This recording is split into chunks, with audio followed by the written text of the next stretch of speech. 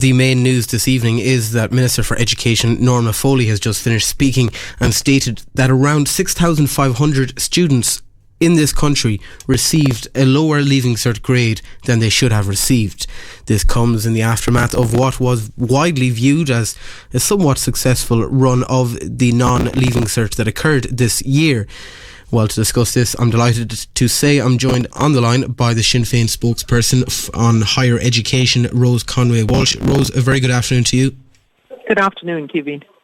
You were listening to Norma Foley speak, and you noticed as well that she was not speaking in the Dáil, where you would have expected her to have been making this statement to answer questions from opposition TDs, who I'm sure have been outraged, confused. What is the mood like up there in the Dáil at the moment? Well, it's not good, Kevin. Well, the Taoiseach came in this morning, Micheál Martin, and he basically said in answer to a question that, yes, there were 2 errors had been found in the calculations for the Leaving Cert, just as a matter-of-fact way, and that the Minister would be making a statement at 4 o'clock in the afternoon. And we were quite shocked in the first instance that it had happened. Now, I'm not surprised because we've been contacted by students from all over the country, and an awful lot of students in County Mayo impacted by this, who felt that they hadn't got the results that they were entitled to, that the results that they had got didn't reflect what they had got in the junior cert or what they had got in other assessments along the way. Now we see that there was a mistake made in the model. Now we have to remember that this was the model that the Taoiseach and the Minister consistently refused to publish. We asked for transparency and for the model to be published, but they consistently didn't. Now what they've done is they have included the CSP, which wasn't, the junior cert CSP, which wasn't to be included. Then they were to take Irish, English and Maths from all of the students and do the assessments there. And then they were to take 2 of the strongest subjects and allocate on that basis. And what they did was they took 2 of the weakest subjects and then they gave aggregate scores across the class for those. So obviously that's why it has impacted 6,500 students. So they've all been downgraded. It was a human error, not one that was an issue with the algorithm that they chose to calculate these grades. Well, ultimately it was with the algorithm, it was. But what it was, we have to remember, the teachers were under pressure at the end of June to get in the results to get all the information into the department, which they did. Then they had the whole month of July for the assessments. Then we were expecting on the 14th of August, expecting the results to be out. Then we were told they needed to run and rerun the model and learn from what had happened in the models that had been used in Britain and in Scotland. And that was okay. So the 7th of September came and then they gave the results. So they have had ample time to examine all of this and to have the proper checks and balances in place. I think they have absolutely treated students appallingly. They have completely abandoned students. And I think the students are the victims of the chaos of this government. And it just shows how out of touch they are. I mean, Micheál Martin was in this morning and basically he was talking about this like it was just, a matter-of-fact issue. 6,500 students. These are all students who worked extremely hard. They're the students of the parents who I've been hearing from who are ringing me to tell me that their students are, won't come out of the rooms, that they're depressed, that they are absolutely have heightened anxiety around not getting the results that they knew that they should get. They knew there was an injustice done here. And today, finally, the Minister has admitted that. So you feel as well, I suppose, as many students across the country felt something stunk when it came to those results. We heard stories, countless of them, of students right across the country who had impeccable grades, standards, and were surprisingly reduced sometimes up to 66% of the teacher's predicted grade of their result. Is this issue you mentioned there about the algorithm itself, the company that was employed, the external contractor for the Department of Education is Polymetrica International Incorporated. They are the ones who I'm sure the Department of Education will be pointing the finger to would you like a representative of that company to come in and explain their process, that they obviously had made quite a huge error and could have upset the future, at least for going to university, for many students across the country? Yeah, I would, but I think the buck stops with the government and the ministers, and the buck stops with the three parties in government, Fianna Fáil, Fine Gael and the Greens. You know, this nonsense that has been played between the Taoiseach and the Taoiseach and the one-upmanship and all these nonsense of games, it's these students that are the collateral damage of all that, because government cannot get their act together.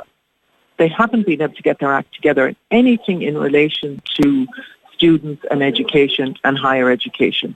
We see last week they waited until late on Friday afternoon to make sure that students had paid all of their accommodation money, and then they say, well, we're going to put everything online. They knew when Dublin had gone to level 3 that an announcement should immediately have been made, at least even at that time. They also know that students should get refunds back for that accommodation. So they just think that, I don't know, is it because they're young people or what, that they can be treated like just as if they don't matter. Well, that has been the recent narrative and the recent time in this country for young people. You look at the summer that we had. I just had Jerry Loftus on, and we were discussing the fact that throughout the summer we had June, July and August where no one spoke about the upcoming university year. It was an NUIG student union officer who stated this is inevitable. This was inevitable. Students we knew were coming back to the university towns after they were locked down for 6 months or so since March. They have not seen their friends. It was always going to happen. There was always going to be a release when September came. No discussions, no provisions were made. Why do you believe that there was some sort of collusion between the government and the landlords themselves in terms of allowing students to pay up for the academic year and then turn things online? Yes, I've talked a lot about it, Kiwi, but I mean, I can't call it collusion, but I can call it, it's either incompetence by government, or it's just that, okay, there's two possibilities. There's complete incompetence, or there's the fact that the universities and the colleges have been so chronically underfunded for years. I mean, we have to remember it's like they get 50% of what they got in 2008 per student. So they need somebody to fill that gap. They also need somebody to fill the gap of the 181 million that they're missing out on because they don't have as many international students this year. And they got the students to do it, to fill the gap. So they didn't reduce the fees, and they got all the accommodation costs without guaranteeing that the money be refunded. Now, we are putting as much pressure as we can on government to make sure that the refunds are done. But the minister needs to come out and make an announcement on that. You have this attitude by government that universities are operating as loan entities, and that it's basically up to them. It's not up to them. They get public money, Education is supposed to be a public good. They cannot continue, the government cannot continue to abdicate responsibility for education and for third level education and just hang these students out to dry as they have done. Now, we haven't even mentioned the 2018, 2019 students and the injustice that has been done to them in terms of the calculated grades and in terms of the places that they didn't get at third level Kevin. So the whole thing is a mess, but this government is a mess. I mean, they told us that we needed Fianna Fáil, Fine Gael and the Greens for stability. Well, if this is what stability looks like, I wonder what instability looks like. Well, your opposition, I suppose, would state that in the powers of government, that having Sinn Féin in power would bring itself many challenges. That's what their argument would be. So tell me, what would this summer of decisions and inaction by the current government look like if Sinn Féin were in power? How would they handle the situation of university students returning back to the cities, and in terms of the Leaving Cert calculated grades? Well, firstly, there would be openness and transparency about it. So the first thing we would have done is we would have followed public health guidelines, obviously, in terms of whether the Leaving Cert took place or not. So if we were being told that it wasn't safe for the Leaving Cert to take place, then we would follow those guidelines. But in terms of the predicted grades, we would publish the model So we would have examined the model. We would have learned what happened in other jurisdictions. But we would be open and honest. We would also work with other political parties. I mean, they didn't even give us a brief on that this was going to happen. They didn't even brief opposition in what was going to happen today before the Taoiseach came into this morning into the Dáil. And I think if you work in that open, transparent way, communicating clearly with students and with their parents, then you can do things much differently.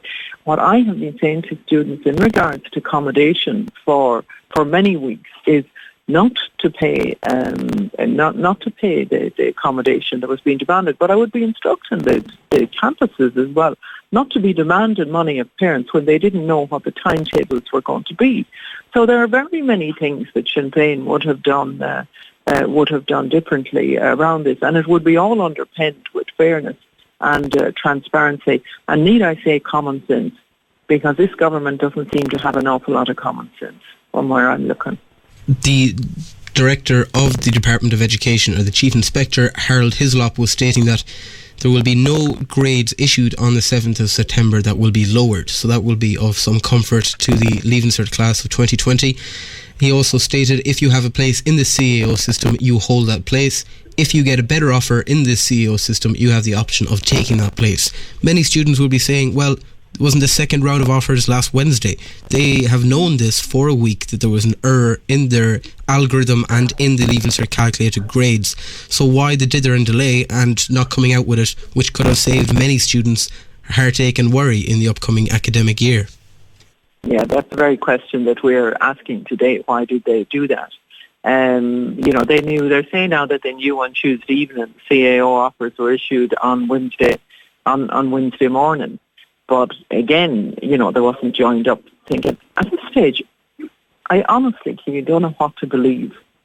I don't know what to believe around all of this, because one day you're told one thing and the next day you're told another thing, and it's like trying to operate with the Secret Service in the lack of information and clarity that's coming out of it.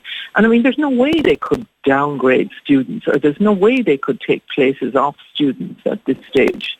Just be absolutely farcical altogether. So what they need to do now is they have to upgrade those students. Now, what I want to see is they're saying there will be extra places, right? I want to know exactly where those places are, and I want to know what they're in, because there's no point in them giving an overall figure and saying there's so many extra places if it's not in the places where the demand is.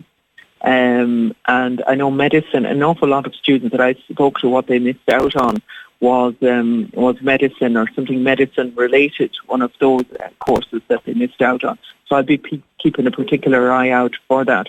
But also law and also other courses where the points went up drastically. And there's just been an awful lot of unfairness in this whole system, Keegan. Rose, will you and your party be considering a vote of no confidence in Minister for Education, Norma Foley? We haven't talked about that yet. We're just trying we've demanded that she comes into the Dáil. Now, it doesn't look, we're going to be here until about 10 o'clock, but it doesn't look like she's going to come in tonight. We want her in, and we want we'll make the decisions as we go along. But we have many questions for her and for the Taoiseach around all of this chaos. But it seems to be every day with this government. It's just chaotic, and it feels chaotic here. And people are very, very angry here, and the parents that I'm talking to today are angry. Now, I wish that students in Mayo who have really suffered about all of this, I hope that they get fairness at last, and I hope that they get justice at last in terms of getting the grades that they deserve and in getting the places that they deserve in their college or their university as well. I really hope, and that's what we are going to be demanding. That's what we are demanding of the government.